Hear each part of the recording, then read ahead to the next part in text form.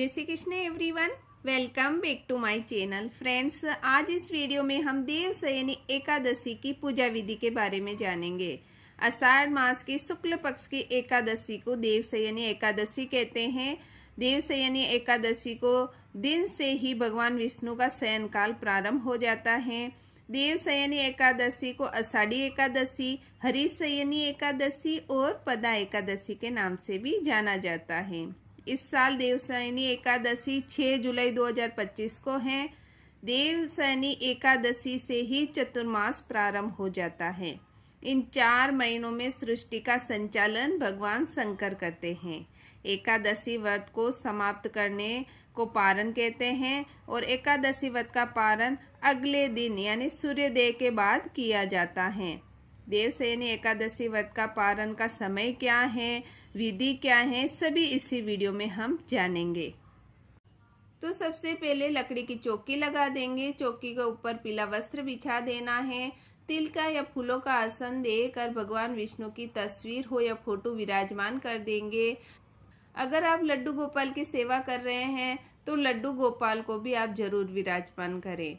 तो आप लड्डू गोपाल को जिस भी थाली या प्लेट में स्नान कराते हैं वो प्लेट ले लेंगे। उसके ऊपर हम लड्डू गोपाल को विराजमान कर देंगे और पंचामृत से स्नान कराएंगे। पंचामृत से स्नान कराने के बाद स्वच्छ जल से स्नान कराना है और लड्डू गोपाल का अंग पोषण करेंगे। अंग पोषण करने के बाद स्वच्छ वस्त्र पहनाकर श्रृंगार कर देंगे और विराजमान कर देंगे।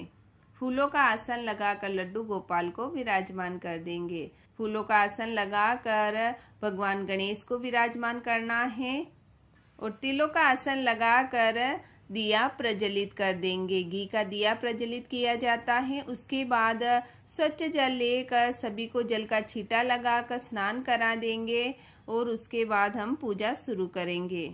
उसके बाद वस्त्र स्वरूप भगवान विष्णु को कलावा समर्पित करेंगे और लड्डू गोपाल को हमने पहले ही श्रृंगार करा लिया है और भगवान गणेश को वस्त्र स्वरूप कलावा समर्पित करेंगे। दिए के यहाँ पर भी हमें कलावा समर्पित करना है। उसके बाद भगवान विष्णु को चंदन का टीका करेंगे। माता लक्ष्मी को, गणेश जी को, लड्डू गोपाल को, सभी को चंदन का टीका करेंगे। उसके बाद माता लक्ष्मी व गणेश जी को रोली का टीका करना है। टीका करने के बाद सभी को तिल समर्पित करेंगे। देखिए, एकादशी है तो अक्षर समर्पित नहीं किए जाते हैं, तो सभी को तिल समर्पित करना है। उसके बाद सभी को फूल समर्पित करेंगे।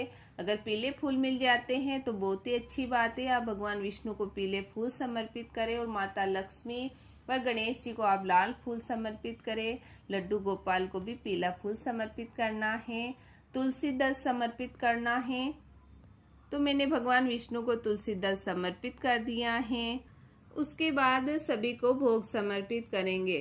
तो भगवान विष्णु को तुलसी दल रखकर भोग समर्पित करना है और गणेश जी को हमें बिना तुलसी दल भोग समर्पित करना है। मैंने यहाँ पर ऋतुफल का भोग लगाया है, उस पर भी मैंने देखिए तुलसी दल रख दिया है और किशमिश का भोग लगाया है, उस पे भी मैंने तुलसी दल रख दिया है। यानी तुलसी दल के बिना तो भगवान भोग ही नहीं लेते, इसलिए हमें तुलसी दल तो जरूर रखना है। और भगवान गणेश को मैंने मावे के लड्डू बना दिए थे, उनका भोग लगा दिया है। भोग लगाने के बाद जल समर्पित करेंगे और दक्षिणा समर्पित करनी है।